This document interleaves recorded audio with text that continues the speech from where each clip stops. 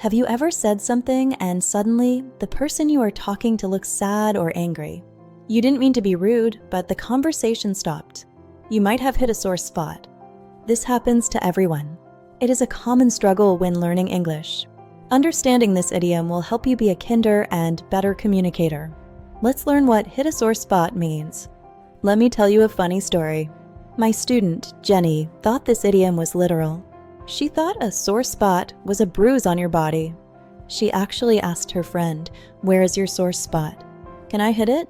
Her friend was so confused and a little scared. That was a very awkward moment. So, what does it really mean?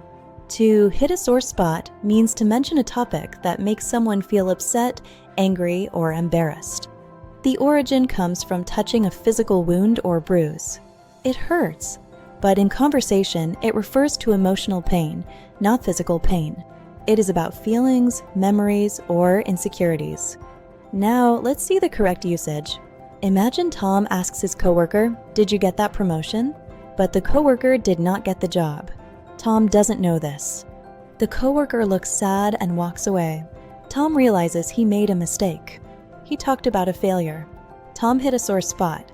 He touched on a sensitive subject. Here are some examples. Number 1, I shouldn't have asked about his divorce. I think I hit a sore spot. This means the divorce is still a painful topic for him. Number 2, don't mention her cooking. It hits a sore spot because she tries so hard. This means she is insecure about her cooking skills. How can you remember this? Visualize a bruise on your arm. If someone pokes it, you say, "Ouch." Hitting a sore spot in conversation is the emotional version of that, ouch. Let's look at some fun facts. Psychologically, sore spots often relate to our deep insecurities or past failures. It reflects the cultural value of privacy and empathy. In literature, this phrase has been used for over a century. It shows that human feelings are fragile. Understanding this helps you respect people's boundaries. Here are related sayings. Similar to this is touch a nerve. This implies a more immediate, sharp reaction. Another is rub salt in the wound, which means making a bad situation worse. Opposite phrases might be break the ice, which means making people comfortable, or clear the air, which means resolving a conflict. These make communication easier, not harder. Be careful with common mistakes. Don't say hitting a sore point. The correct idiom is spot. Also, don't use it for physical pain. Only use it for feelings.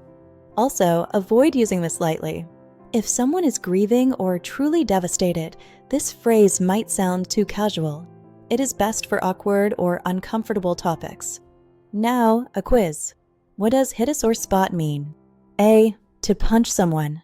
B, to mention a sensitive topic. C, to find a good parking spot. The answer is B, to mention a sensitive topic. Did you get it right? Good job. To recap, hitting a sore spot is about empathy. Knowing this idiom helps you understand when a conversation goes wrong and how to be a better friend. Now it is your turn. Share your experiences with this idiom in the comments. If you enjoyed today's content, please like, subscribe, or send a hype if available. See you next time.